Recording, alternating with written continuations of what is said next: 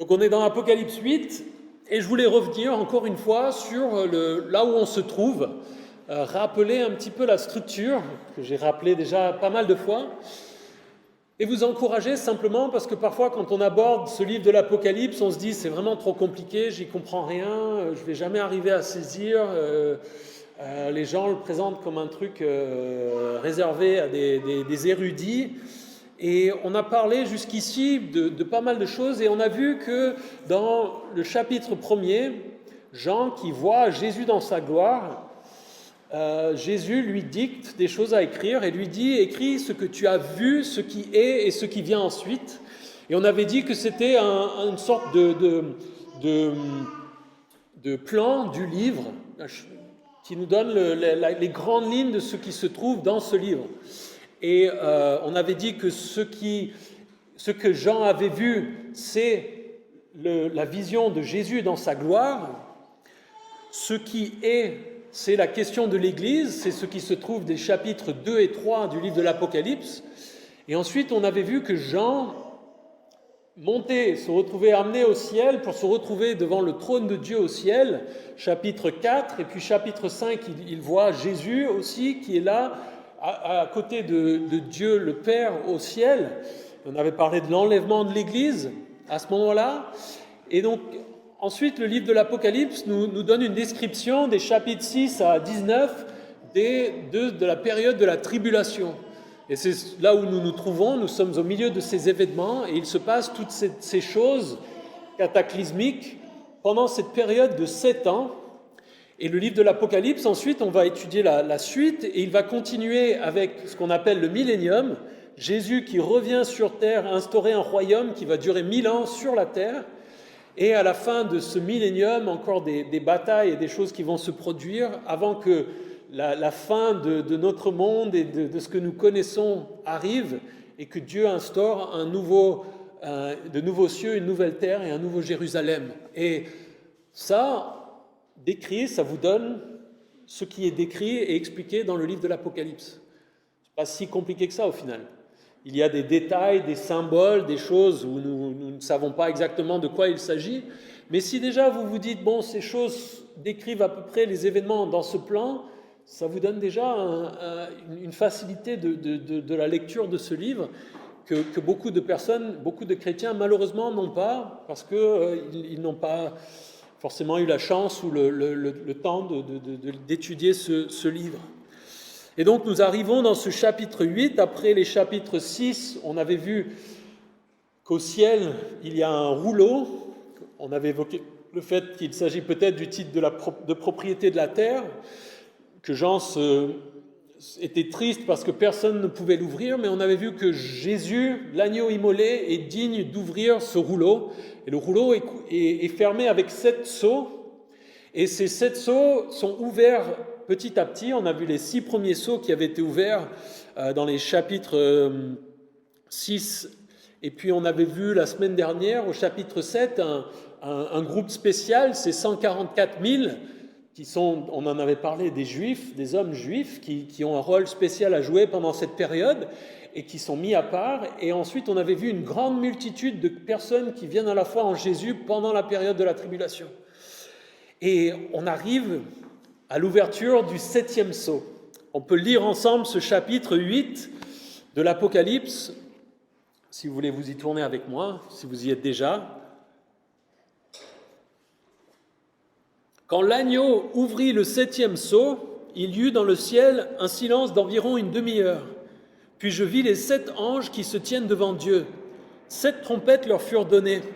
Un autre ange vint, il se plaça vers l'autel, tenant un encensoir d'or.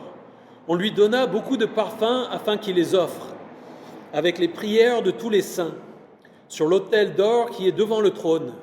La fumée des parfums monta de la main de l'ange devant Dieu avec les prières des saints.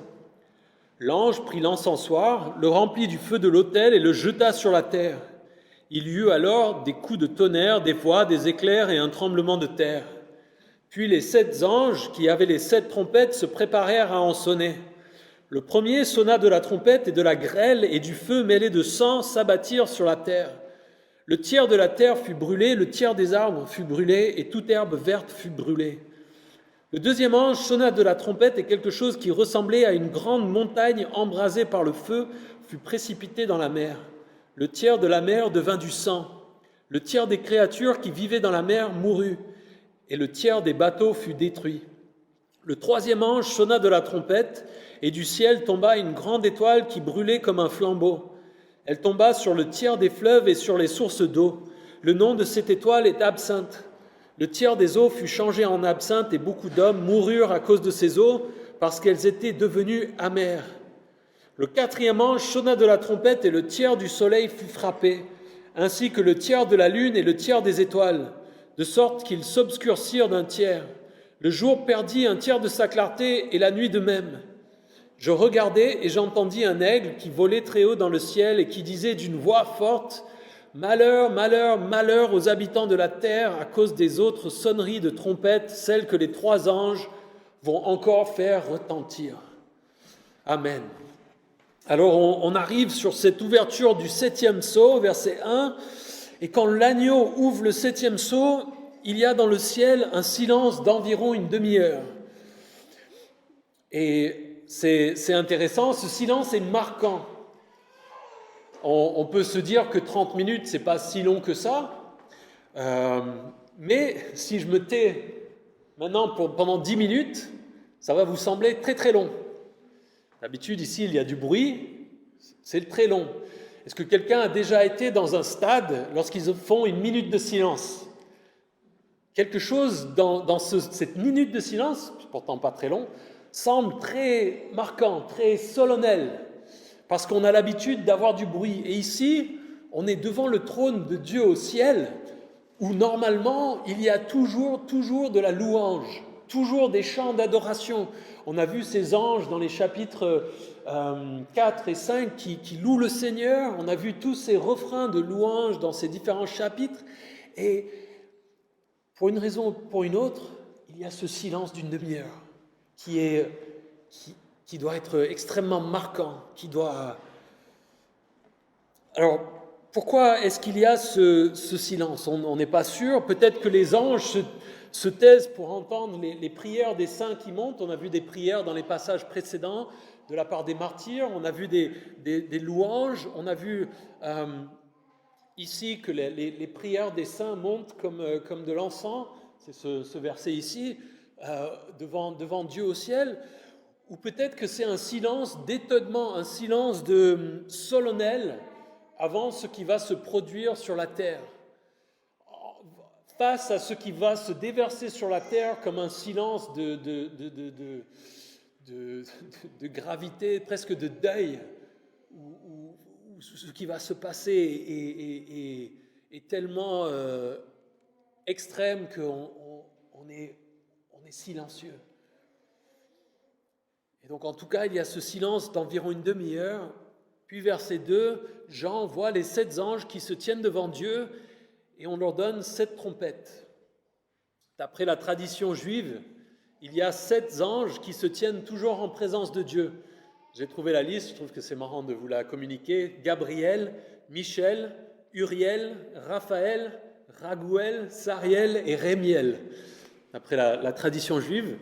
Mais c'est intéressant parce qu'on voit qu'il y a une petite référence en passant dans Luc 1, verset 19, lorsque l'ange Gabriel se présente à Marie, ou peut-être il me semble que c'est à Marie, et qu'il se présente comme étant un ange qui se tient devant Dieu, comme si c'était son rôle, qu'il avait un job à part entière. Et nous savons, d'après la Bible, qu'il y a une sorte d'hiérarchie, que les anges représentent une armée céleste et qu'il y a une hiérarchie qui a différents rôles, que les anges ont différentes tâches et responsabilités au ciel. Et donc ici, il y a ces 7 anges qui reçoivent ces 7 trompettes et à qui on va leur demander de les sonner. Et les 7 trompettes, dans l'Ancien Testament, les trompettes étaient souvent utilisées à la guerre pour intimider l'ennemi, pour frapper, pour encourager ceux qui attaquaient, l'armée dont les trompettes retentissaient, et l'ennemi, avec le bruit, le vacarme, était saisi de peur. C'est un petit peu le même principe, là encore une fois, quand vous allez dans un stade, quand les supporters locaux crient et sifflent certaines situations pour essayer d'intimider l'équipe qui rend visite, qui n'est pas du lieu. Et c'est quelque chose qu'on comprend facilement, ce bruit, ce vacarme en guerre pour intimider. Et les trompettes étaient utilisées parfois pour rassembler le peuple, comme on peut sonner une cloche pour dire il faut se rassembler à un endroit. On a parlé d'une trompette, le son d'une trompette en parlant de la question de l'enlèvement de l'Église. Dans 1 Thessaloniciens 4, il est question d'une trompette et qu'au son de la trompette, l'Église va être enlevée en quelque sorte. Et là, dans ce moment-là, il s'agit de la trompette de Dieu, au son de la trompette de Dieu. Et donc pour moi, c'est pas les mêmes. Il ne s'agit pas d'une de ces 7 trompettes, c'est quelque chose de différent. Ici, nous avons vraiment, on va dire, l'alarme de bataille de Dieu qui vient en jugement contre la terre avec ces 7 trompettes. Et ça rappelle, ces trompettes et l'idée de 7 bruits de trompettes, ça rappelle évidemment la bataille de Jéricho, pour ceux qui la connaissent dans l'Ancien Testament. Et on va pas s'y attarder, mais il y a toute une étude comparative qu'on peut faire avec ce qui se passe à Jéricho, avec la manière dont les choses se produisent, avec l'histoire de la prostituée qui, grâce au témoignage des Juifs, est enlevée avant la destruction de cette ville, etc., etc. C'est très intéressant, on n'a pas le temps. Si ça vous intéresse, venez, on pourra en parler ensemble, mais ça rappelle cette bataille de Jéricho. Et verset 3, un autre ange vint. Il se place devant l'autel, tenant un encensoir d'or. On lui donne beaucoup de parfums afin qu'il les offre avec les prières de tous les saints sur l'autel d'or qui est devant le trône. La fumée des parfums monte de la main de l'ange devant Dieu avec les prières des saints. Il y a un autre ange qui vient. Ici, nous voyons qu'il fait des choses qui sont des activités de sacrificateur dans le temple, dans le tabernacle, dans l'Ancien Testament. Et certains discutent du fait qu'il s'agit peut-être de Jésus qui accomplit ces choses. Jésus, dans l'Ancien Testament, il y a certains moments où il apparaît et il est décrit comme un ange. Et dans le Nouveau Testament, Jésus est décrit comme notre grand prêtre, le sacrificateur devant Dieu. Et donc certains se disent peut-être qu'il s'agit de Jésus qui accomplit ces choses. Il s'agit peut-être tout simplement d'un ange qui fait ces choses. Mais c'est très intéressant, encore une fois, de regarder ce qui se passe au ciel et de voir ce qui se passe dans l'Ancien Testament avec le tabernacle et le temple. Le tabernacle et le temple, encore une fois, sont un modèle réduit de ce qui se passe devant le trône de Dieu au ciel. Et pour comprendre ce passage ici, c'est très intéressant d'aller regarder. En fait, ce qui est décrit ici, c'est des choses qui sont décrites dans l'Ancien Testament. Dans le Lévitique, votre livre préféré, j'imagine, à tous, chapitre 16, versets 12 et 13, il y a une description d'un des jobs des sacrificateurs, des prêtres. Et verset 12, il est dit « Il prendra un brûle-parfum plein de charbon ardent pris sur l'autel devant l'Éternel et 2 poignées de parfums odoriférants en poudre, et il portera ces éléments derrière le voile. Il mettra le parfum sur le feu devant l'Éternel afin que la nuée du parfum couvre le propitiatoire qui est sur le témoignage et il ne mourra pas. » Alors, à mon sens, pour comprendre ce dont il s'agit, il faut déjà comprendre que dans le tabernacle et ensuite le temple, il y était question de 2 autels. Il y avait un autel des holocaustes qui était dehors, on va dire dans la partie extérieure, et où on offrait des sacrifices et on faisait brûler des sacrifices. Et ensuite, il y a un autel, un deuxième autel qui se trouve à l'intérieur, juste devant l'entrée du Saint des Saints. Et c'est ce dont il est question ici dans le Lévitique. Le sacrificateur devait prendre des braises sur l'autel qui était à l'extérieur, aller à l'intérieur avec du parfum et faire brûler des parfums devant l'entrée du Saint des Saints, l'endroit où la gloire de Dieu reposait, et pour couvrir tout l'endroit, pour faire plaisir à Dieu. Et ici, on pourrait dire que cet ange, il prend des des braises sur l'autel des holocaustes, qui est l'autel dont nous avons parlé précédemment, où on voit qu'il y a beaucoup de martyrs qui sont sous l'autel. Il en est question dans Apocalypse 6, 9.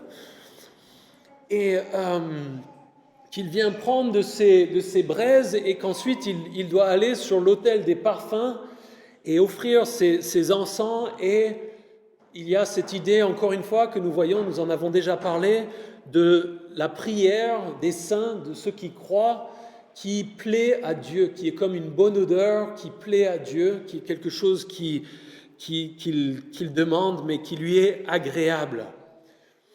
Et on voit au verset 5, l'ange prit l'encensoir, le remplit du feu de l'autel et le jeta sur la terre. Il y eut alors des coups de tonnerre, des voix, des éclairs et un tremblement de terre.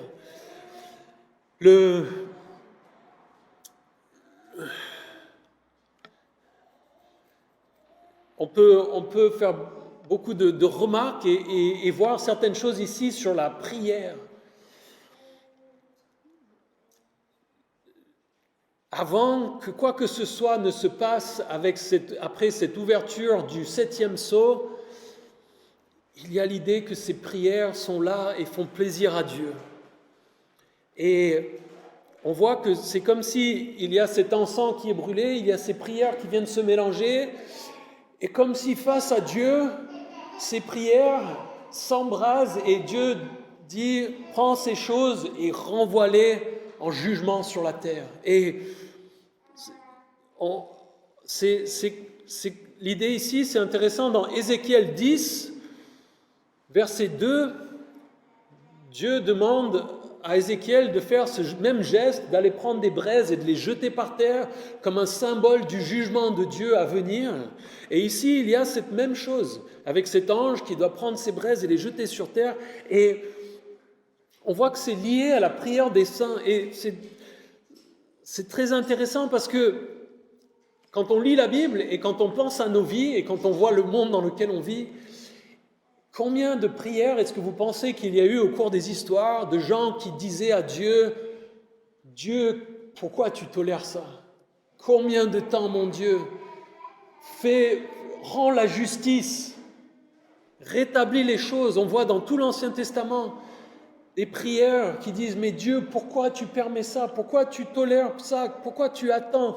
Tu dis que tu vas rendre la justice, tu dis que tu es un Dieu juste, qu'est-ce qui se passe ?» Et Dieu qui dit « T'inquiète pas, j'entends tes prières, je vois. » Et en quelque sorte, on pourrait presque dire ici que ces prières vont finir par avoir un effet au ciel. Parfois, on pense que nos prières n'ont aucun effet. On comprend mal la puissance de la prière, à mon avis, parce qu'on ne comprend pas bien, on ne comprend pas encore suffisamment qui Dieu est. On ne comprend pas encore complètement, pleinement qui il est. Et à cause de ça, on ne comprend pas encore pleinement et parfaitement la portée de nos prières. Dans 2 Pierre 3, c'est un passage très important que nous avons souvent lu, on nous explique, c'est pas que Dieu a oublié ou qu'il ne va pas revenir, il ne va pas faire les choses qu'il promet. Non, c'est qu'il patiente par amour pour essayer de donner le plus de temps possible à l'humanité. Mais à un moment donné, ça va arriver à la fin. Et dans ce passage, dans 2 Pierre 3, il dit combien plus vous devez être saints pour hâter ce retour. Et dans ce passage, et puis ici, on a l'impression que par nos vies, par ce que nous faisons, par notre témoignage, et ici par la prière, qu'on a un rôle à jouer avec le déclenchement de ces derniers événements. Alors, c'est pas que nous sommes Dieu et que nous prions et que nous avons un pouvoir magique, non, c'est que simplement notre Dieu est souverain et qu'il entend ces prières et qu'à un moment donné, il va y répondre. Et on va voir et on voit que ce jugement, cette justice sera terrible. Des coups de tonnerre, des voix, des éclairs, un tremblement de terre. Ici, il s'agit peut-être d'une deuxième description du tremblement de terre qui est décrit dans Apocalypse 6, 12. On avait lu, « Je regardais quand l'agneau ouvrit le 6e sceau et il y eut un grand tremblement de terre, le soleil devint noir comme un sac de crin, la lune entière devint comme du sang, et les étoiles du ciel tombèrent sur la terre comme les figues vertes d'un figuier secoué par un vent violent. » Et je vous avais dit la semaine dernière, et je vous rappelle que toutes ces choses, c'est un petit peu l'idée que quand on lit surtout ces passages de 6 à 19, on essaie de se dire, c'est des choses qui se produisent purement de manière chronologique. Et je vous avais dit que c'est plutôt des couches, des descriptions un peu différentes des mêmes événements avec différents aspects. Et on avait parlé du fait que quand on raconte une histoire, on va raconter l'histoire, peut-être on va raconter tout ce qui s'est passé lors d'une journée, et puis on va revenir sur des détails et parler plus en détail sur quelque chose qui s'est passé au cours de cette journée. Peut-être Jérôme aura beaucoup de choses à nous raconter sur ses aventures des dernières heures, et puis il va revenir sur un détail ou sur quelque chose qui s'est passé de plus spécifique. Et je pense que ces descriptions des chapitres 6 à 19, c'est pas quelque chose de purement chronologique, mais des choses qui se chevauchent. Et c'est intéressant, en fait, on voit que l'Apocalypse, c'est un livre qui emprunte beaucoup à l'Ancien Testament, et notamment la prophétie, les formes de la prophétie, mais aussi les formes poétiques de l'Ancien Testament. Et dans l'Ancien Testament, dans les poésies hébraïques, pour donner de l'ampleur et du poids aux idées, il y avait souvent le fait on répétait en variant les descriptions ou les mots qui étaient utilisés pour décrire une même chose. Nous, on pense à la poésie toujours avec des alexandrins et des rimes, mais eux, ils avaient un autre style de poésie qui était fait de répétition d'idées. Et ici, en fait, on pourrait dire qu'il y a des répétitions d'idées, des choses qui se chevauchent. Et donc, cet ange prend l'encensoir, jette ce feu de l'autel sur la terre, il y a ces éclairs et ces tonnerres, et puis commence le début de ces trompettes, de ces sons de trompettes. Ici, c'est intéressant parce qu'on a vu les 7 sceaux et on se dit, il est en train d'ouvrir les 7 sceaux qui sont sur ce rouleau. On arrive au 7e, on arrive à la fin. Mais là, on arrive au 7e et avant d'arriver à la fin, maintenant, il faut regarder les 7 trompettes. C'est un petit peu comme les poupées russes où on pense qu'on arrive à la fin et en fait, il faut continuer à ouvrir avant d'arriver au dernier truc. Et l'Apocalypse, c'est un petit peu comme ça. On arrive, on se dit, c'est le 7e sceau, c'est la fin. Et puis là, maintenant, il y a 7 trompettes. Et donc, il y a une digression dans plus de détails et de choses. Et donc, il y a ces trompettes qui vont sonner.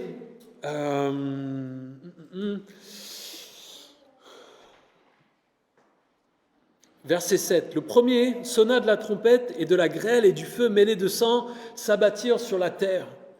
Le tiers de la terre fut brûlé, le tiers des arbres fut brûlé et toute herbe verte fut brûlée.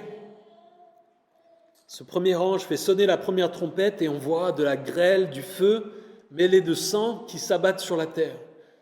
De quoi s'agit-il ? La grêle et le feu, on peut comprendre, peut-être que c'est des éclairs qui amènent du feu.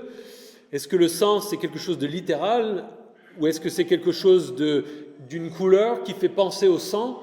On voit récemment avec les feux qu'il y a pu avoir sur la côte ouest américaine, des photos de paysages et de journées où le ciel était rouge sang. On pourrait facilement utiliser ce terme pour décrire ces choses, donc on n'est pas sûr, mais on comprend l'idée de quelque chose de cataclysmique.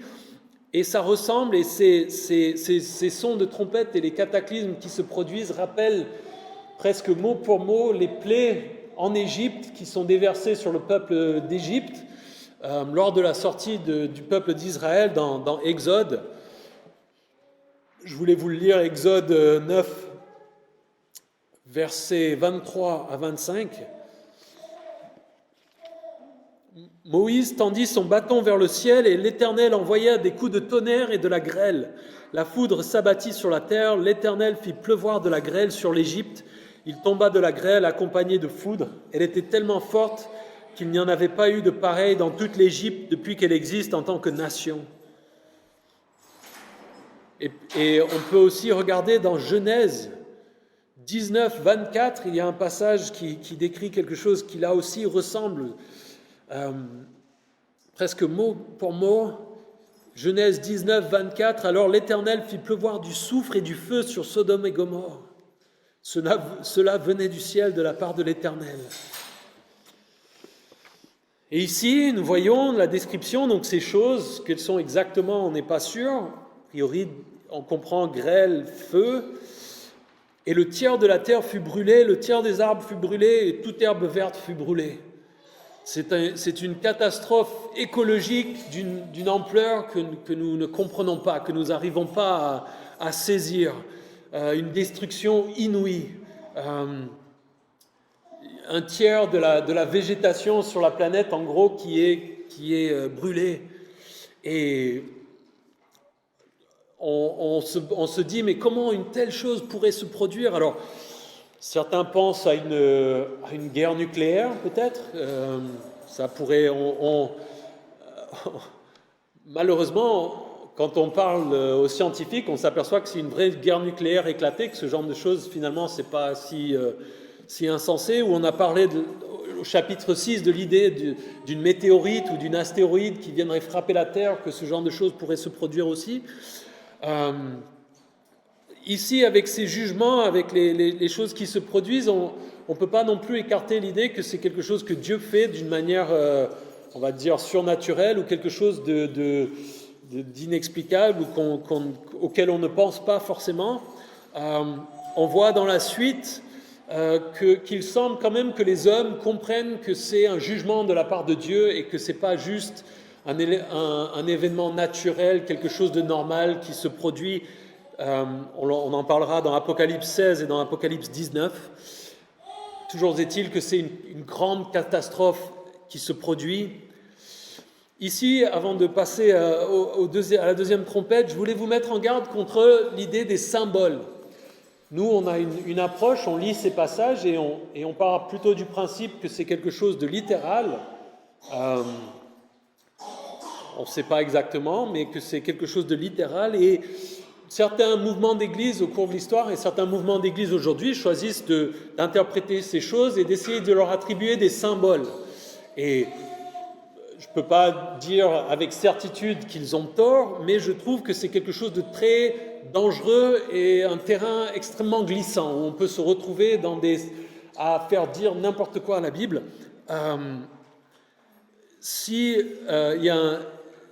Si on essaie de prendre ces choses et de dire, alors, qu'est-ce que c'est la grêle, qu'est-ce que c'est le feu, qu'est-ce que c'est le sang, pourquoi est-ce qu'il y a un tiers des arbres qui est brûlé, qu'est-ce que représentent les arbres, qu'est-ce que représente l'herbe,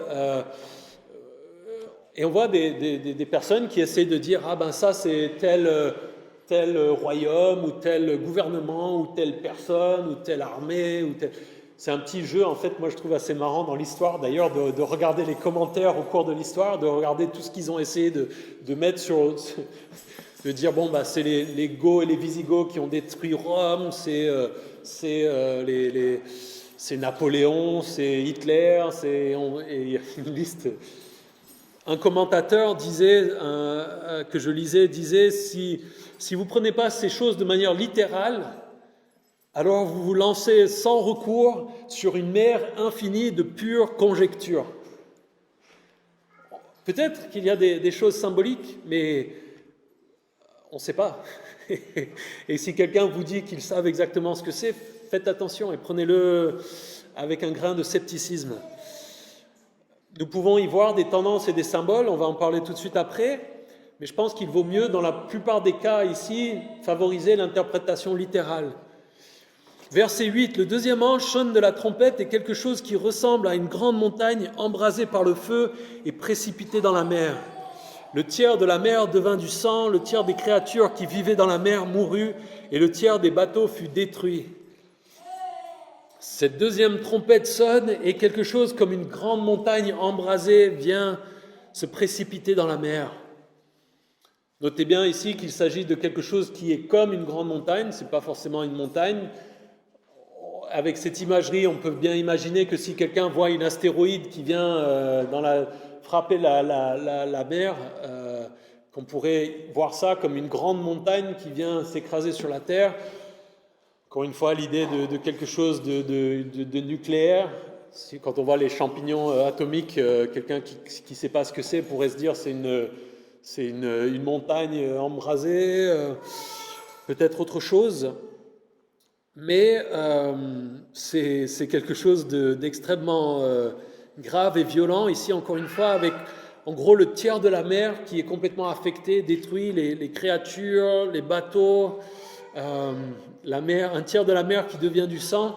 Là aussi, ça rappelle les plaies en Égypte. Exode 7:20 nous décrit cette plaie où le Nil est changé en sang. Alors là aussi, est-ce que c'est du sang littéralement, ou si c'est quelque chose qui représente l'idée d'une mort d'un grand nombre d'animaux, de poissons, d'êtres vivants dans la mer? On ne sait pas. Si vous vous imaginez aujourd'hui le nombre de cargos et de bateaux de pétrole qui circulent sur la planète, vous voyez le désastre que c'est quand il y en a un qui s'échoue de pétrolier, par exemple. Imaginez qu'un tiers des pétroliers s'échoue en même temps et qu'on ait du pétrole en grande quantité. Peut-être que c'est ce que Jean voit, et il voit le pétrole et il imagine ça ressemble un peu à du sang pour lui avec la lumière, par exemple. On n'est pas sûr, mais il y a ici une grande catastrophe écologique avec un grand chamboulement des océans. Certains commentateurs ici aussi avancent l'idée, dans l'Ancien et le Nouveau Testament, ils ne connaissaient pas encore vraiment les autres océans sur la planète. Pour eux, la mer, c'était la mer Méditerranée, c'est leur océan. Donc est-ce qu'il s'agit simplement de cette mer-là dont il est question ou de quelque chose au sens plus large? Moi, j'opterais plutôt pour cette solution-là, mais c'est vrai que dans la Bible, normalement, quand il parle de la mer comme d'un océan, c'est la mer Méditerranée.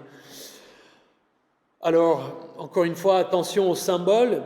Ici, j'en reparle parce que souvent, dans l'Ancien Testament, les montagnes sont utilisées comme un symbole des nations ou des gouvernements. C'est notamment le cas dans Jérémie. Et donc certains disent, ah, vous voyez, dans l'Ancien Testament, c'est ce symbole qui est utilisé, donc est-ce que c'est pas la même chose ici? Est-ce que c'est pas l'Empire romain ressuscité qui tombe, le Babylone, etc., etc. Encore une fois, grande attention avec le fait de symboliser ces choses, parce qu'à ce moment-là, si on essaie d'interpréter ça comme ça, en symbolique, c'est pas le tout de dire à quoi correspond la grande montagne, il faut dire pourquoi est-ce qu'elle est embrasée, pourquoi est-ce qu'elle est précipitée dans la mer, qu'est-ce que représente la mer, qu'est-ce que représente le tiers de la mer qui devient du sang, qu'est-ce que représente le tiers des créatures, qui sont les créatures, que représentent les bateaux, etc., etc. Il faut aller au bout de l'idée, sinon ça donne quelque chose qui est lisible. Et donc encore une fois, il y a peut-être quelque chose de vrai là-dedans, mais une note d'attention, de caution, faites attention à ces interprétations symboliques. Encore une fois, je crois que c'est le plus facile, c'est de croire que c'est quelque chose de littéral. Et ça me fait penser ça, et la première trompette et la troisième trompette me font penser à des images qu'on peut retrouver dans des films, par exemple de Star Wars, quand il y a, dans ces films, parfois il y a des astéroïdes qui viennent frapper des planètes, ou ils font exploser des planètes, et on voit que toute la planète ça fait sourire, hein, évidemment, mais finalement, c'est des images qui semblent être décrites là par Jean il y a 2000 ans.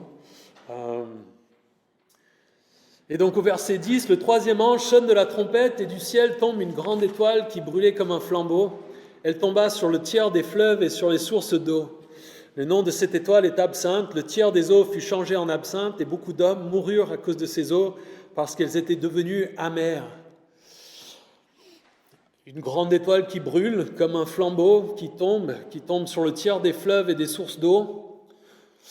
Là aussi, on ne sait pas exactement ce que c'est, si c'est encore quelque chose qui vient, une comète, une astéroïde, une météorite, si c'est des choses dues à la guerre nucléaire. On sait que la radiation peut rendre l'eau, contaminer l'eau, on ne sait pas exactement.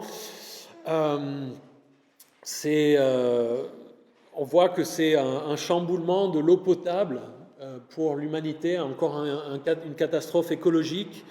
Le nom de cette étoile, de cette chose qui tombe, est Absinthe. L'absinthe, c'est l'idée de quelque chose qui est amer, qui est imbuvable. C'est symbolique d'amertume, de tristesse. c'était utilisé, c'était la plante de base pour l'alcool du même nom, l'absinthe. Et c'est intéressant parce que dans notre monde, si vous avez déjà entendu parler de l'absinthe, la seule fois dont je me souviens d'entendre parler de l'absinthe vraiment qui m'a marqué, c'était à l'école lorsqu'on parle de Baudelaire et de Rimbaud et du fait qu'ils boivent de l'absinthe jusqu'à en mourir, en gros. C'est un alcool qui quand même a une connotation vraiment triste et plutôt néfaste. Et dans l'Ancien Testament, l'absinthe est décrite et utilisée pour décrire l'idée d'un poison.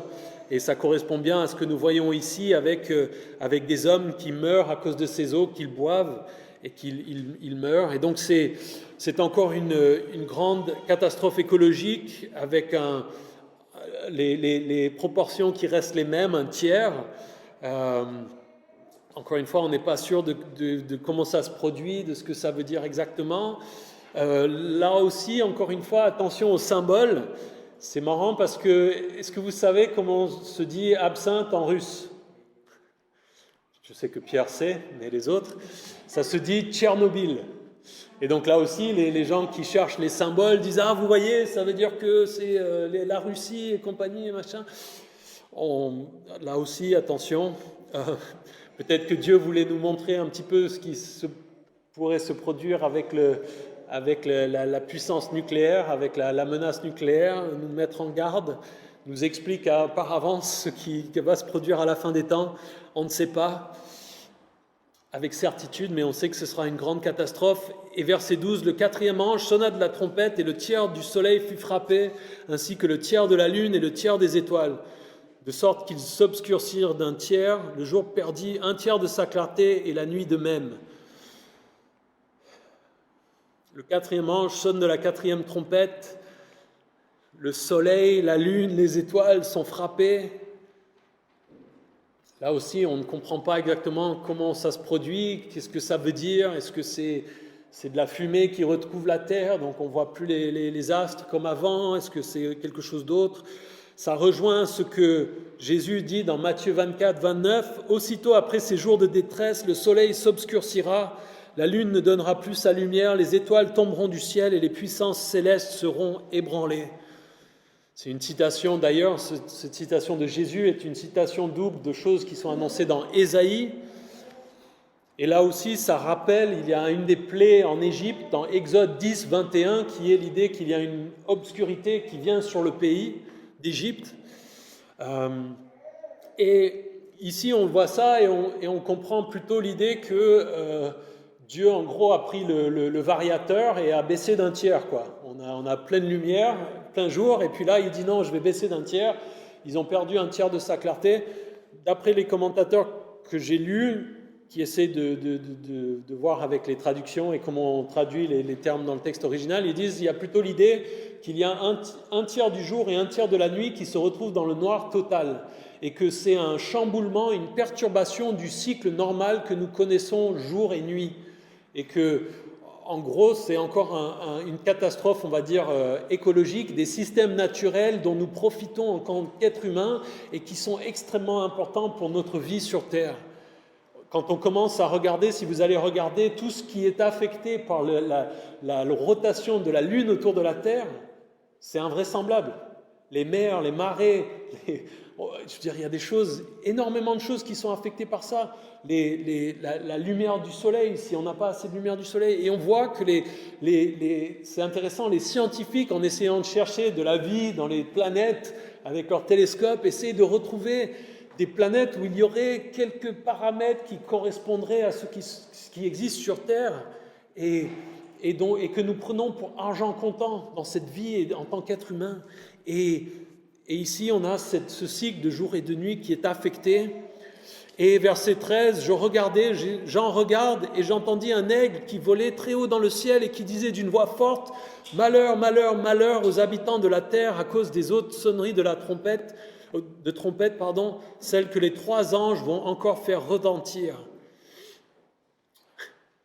On se dit, c'est déjà pas mal, les 4 premières trompettes, ce qui se passe. Et puis là, il dit, non, ce qui vient, soyez tristes à cause de ce qui vient après. Malheur, malheur, malheur. Ici, il y a un aigle. Certaines traductions le traduisent par ange. Dans le texte original, le grec, le mot entre ange et aigle, c'est une lettre de différence, et certains se disent que c'est plutôt un ange qui peut parler, que ce n'est pas un aigle. Là aussi, je vous le dis juste parce que suivant les traductions que vous avez, c'est ange ou aigle. Mais on va voir, on va étudier dans la suite, on va encore avoir des dimanches réjouissants ensemble. On va voir tout ce qui va se passer et les catastrophes qui sont encore à venir et les malheurs qui vont venir. Et c'est intéressant parce que les 3 sons de trompette vont être appelés des malheurs. C'est les 3 malheurs qui viennent encore sur la terre. Et c'est quelque chose d'extrêmement violent, quelque chose d'impressionnant. On voit ici qu'il en est question des habitants de la terre, et il y a l'idée de gens qui s'attachent à la terre et à ce monde. Et Jean lui-même, dans 1 Jean 2, les versets 15 à 17, nous exhortait: n'aimez pas le monde, ni ce qui est dans le monde. Si quelqu'un aime le monde, l'amour du Père n'est pas en lui. En effet, tout ce qui est dans le monde, la convoitise qui est dans l'homme, la convoitise des yeux et l'orgueil dû aux richesses, vient non du Père, mais du monde. Or le monde passe, sa convoitise aussi, mais celui qui fait la volonté de Dieu demeure éternellement.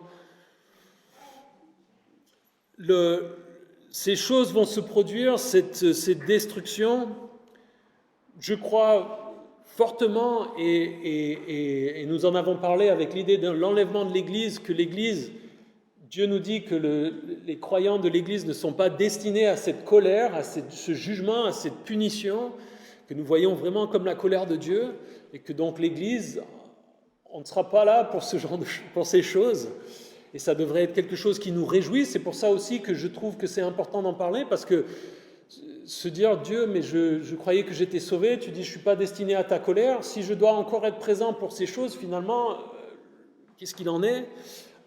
C'est inquiétant finalement, et je crois que Dieu veut que nous ayons la paix et la joie de savoir qu'il ne nous destine pas à ces choses grâce à ce que son Fils Jésus a fait et grâce à notre foi en lui. Et alors en préparant cette étude pour ce matin, avec ce qui se passe, ce que nous vivons depuis 1 an, avec l'actualité de notre week-end dans le 06, c'est vrai qu'on se dit: oh, peut-être qu'on devrait faire autre chose, peut-être qu'on devrait passer à un autre passage de la Bible pour se réjouir ensemble. Est-ce que vous avez le cœur réjoui ce matin grâce à ces choses? Est-ce que vous lisez ces versets et vous dites: wow, chouette, ça va mieux, je suis dans la joie? C'est pas forcément le mieux, mais ce qui est formidable et que la Bible veut nous dire et veut nous expliquer, c'est qu'en tant que croyants, Dieu nous sauve. Nous ne sommes pas appelés à ce jugement. Et ici, on voit ces choses terribles et en fait, nous, on s'attarde sur le tiers de tout ce qui se passe, mais Dieu épargne les 2 tiers. Dieu serait en droit de tout détruire, directement. Mais Dieu, même dans sa colère, fait appel à l'homme et dit: je détruis, mais en même temps, j'appelle à la repentance et à ce que l'homme vienne à moi. 2 Pierre 3 nous explique: Dieu ne tarde pas dans l'accomplissement de sa promesse. Il n'a pas oublié, il ne s'est pas endormi, il n'est pas là oups, j'ai oublié de faire ce que j'avais dit. Il dit: non, je patiente par amour pour que le plus d'hommes possible viennent à la foi. Et nous pouvons nous réjouir parce que grâce à cette patience, nous sommes venus à la foi en tant que chrétiens. Et nous pouvons avoir la joie de savoir que nous n'aurons pas à subir ces choses et que Dieu nous préservera de sa colère. C'est quelque chose qui devrait nous réjouir. Et même au niveau de l'éternité, le fait que l'enfer, on voit ces choses et on est triste, et en fait l'enfer, ce sera une continuation et pire que ces choses pour les gens qui rejettent Dieu. Et malheureusement, on voit avec ces choses, avec ces descriptions dans l'Apocalypse, on va en parler dans Apocalypse 9, la réaction des gens qui subissent ces choses va être mauvaise. Dans Apocalypse 9, 20 et 21, les hommes vont maudire Dieu en quelque sorte. Et l'homme, dans sa fierté, dans son orgueil, on le voit en ce moment avec notre monde.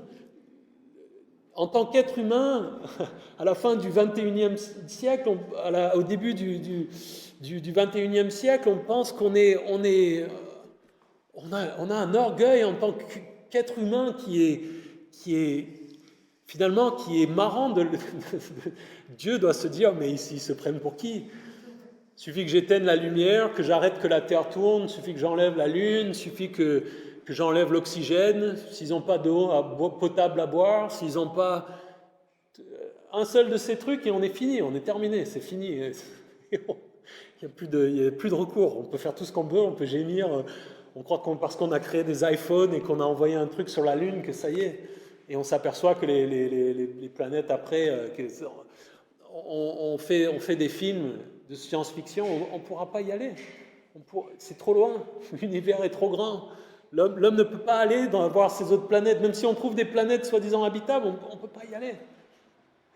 Et l'homme, dans sa fierté, on revient encore un peu à la tour de Babel, l'homme qui dit oui, je monte jusqu'aux cieux, je suis grand, Et puis Dieu nous envoie une petite épidémie et on est tous dans la panade. Il envoie de la pluie, une petite demi-journée et il enlève les téléphones, on ne peut même plus appeler les villages, il n'y a plus d'eau potable, il n'y a plus à manger, il n'y a plus de route. On est tellement peu de choses. On est poussière. Mais Dieu, dans sa grâce, nous aime, a envoyé son Fils par amour pour nous, pour que nous puissions être sauvés. C'est ça l'Évangile, c'est incroyable, c'est merveilleux. Et en lisant l'Apocalypse, ça doit nous réjouir. On voit ces choses, on doit se dire, voilà. Et ça doit nous motiver à parler aux gens autour de nous, ça doit nous motiver à suivre Dieu, à suivre Jésus. Et ça doit nous réjouir de nous dire merci Dieu, à le louer. Merci pour ce que tu as fait, pour que je puisse, par la foi en Jésus-Christ, venir à toi et ne pas avoir à vivre ces choses. Prions ensemble. Seigneur, tu nous as montré tant d'amour par ton Fils, parce que tu l'as envoyé, parce que Jésus est mort et ressuscité pour nous, de ce qu'il a subi, la punition, le jugement qui nous revenait à cause de nos péchés. Nous qui ne sommes que poussière, Seigneur, tu nous aimes, tu veux une relation avec nous, tu veux que nous soyons au ciel avec toi pour l'éternité. Merci. Merci pour cet amour que tu as pour nous. Merci pour comment tu nous ouvres les portes des cieux pour que nous puissions venir à toi. Merci pour cette étude de la fin des temps qui nous montre comment tu comptes répondre à ces prières et juger finalement toute l'injustice de l'histoire. Tu vas y mettre un terme, tu vas juger de manière juste et équitable. Et c'est parfois lourd et c'est parfois difficile à comprendre. Aide-nous à mieux comprendre qui tu es. Comprendre ton amour, toute la douceur de qui tu es pour nous, mais de comprendre aussi combien tu es redoutable, grand et puissant. Et que ça nous aide à mieux te prier, à mieux parler avec toi, à mieux vivre pour toi, Seigneur. Merci pour cette étude, merci pour ce temps ensemble. Nous te remettons toutes ces choses. Nous te remettons encore une fois toutes les personnes qui sont dans la difficulté en ce moment, dans notre région, Seigneur. Nous te remettons tout ça. Entendons-nous prions. Amen.